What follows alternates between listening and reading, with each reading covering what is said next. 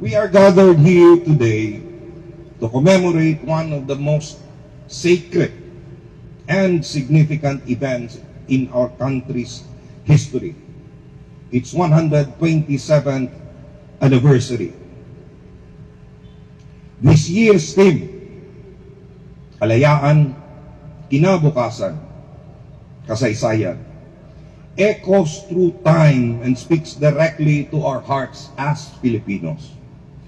It reminds us that freedom is not just a gift from the past. It is an ever-present challenge and a commitment for the future. We stand here today because 127 years ago, our forefathers chose courage over silence. They chose to assert their rights against the then oppressive mode of government by our colonial masters.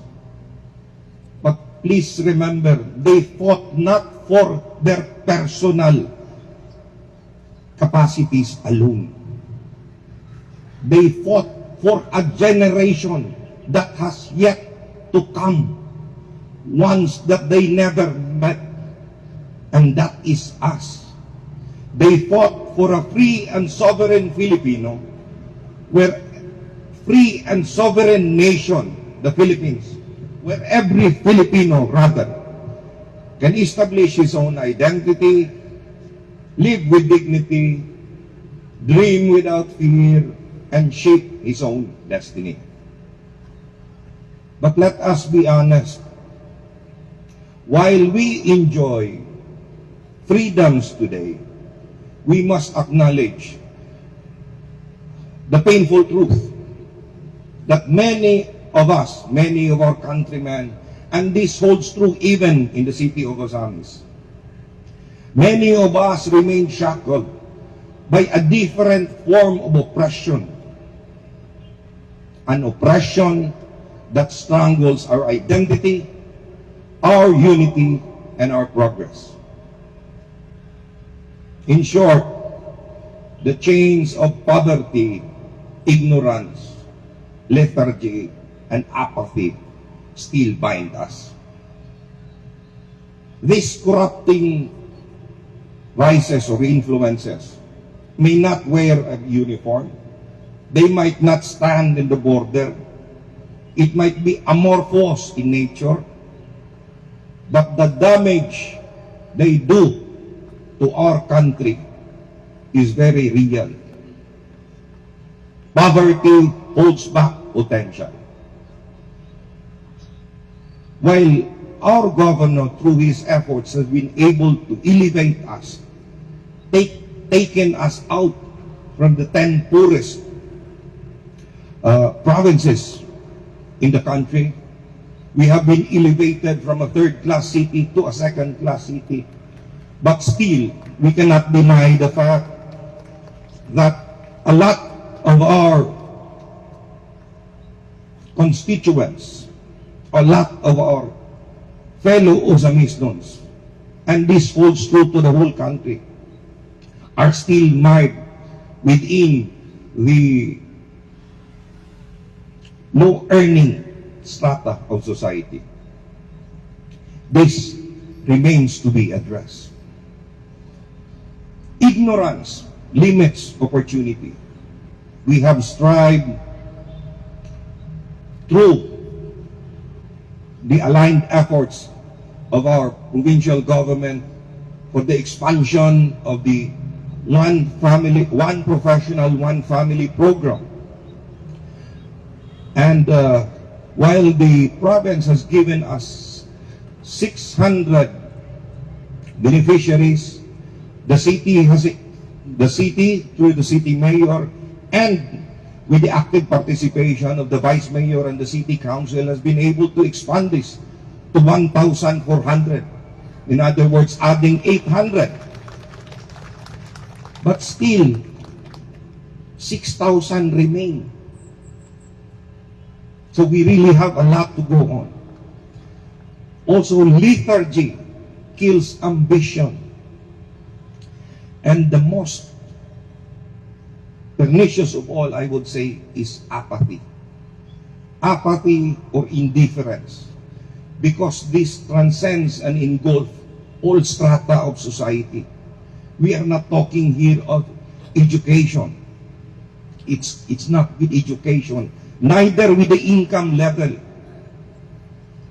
The indifference, because it curtails, it stops us from believing that change is possible.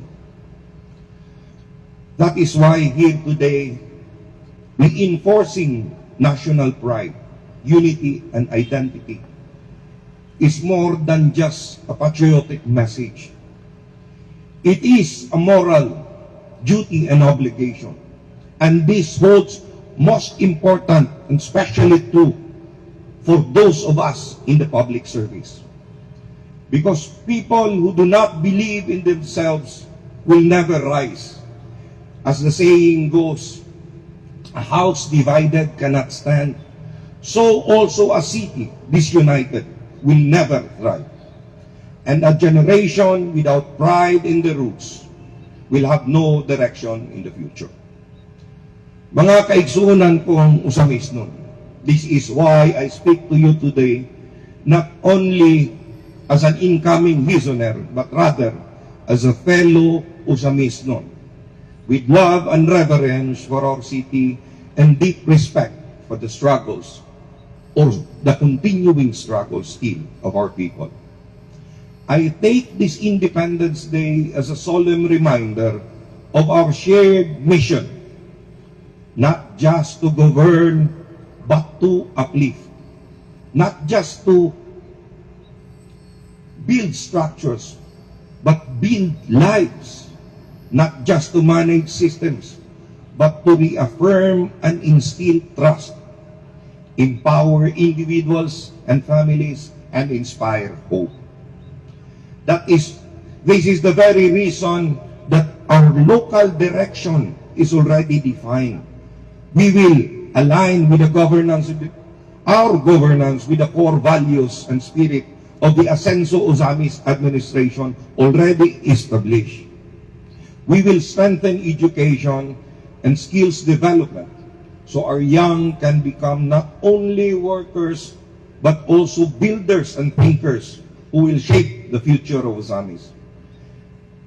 We will provide support for our public servants, both in the civil and uniform sector, to assure peace and stability in every corner of our jurisdiction. We will promote an accountable, transparent, and digitalized governance so that services will be fast and truly responsive to the needs of the people. We will expand livelihood and support for small entrepreneurs to bring real, tangible, economic freedom to each and every Ozamisnon. Empower communities through inclusive programs because we believe that to attain and retain Asenso, this must be para sa atong tanan. Let me reiterate. The struggle for national identity continues. It continues every time a young Filipino doubts his self-worth. It continues every time a Filipino family loses hope.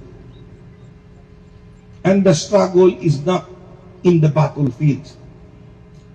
Rather, it is in our day-to-day lives, in the government offices, in hospitals, in classrooms, and in every barangay where someone can still stand and say, dili ta pwede nga magpabiling ni ining kahimtanga. So this is our revolution now.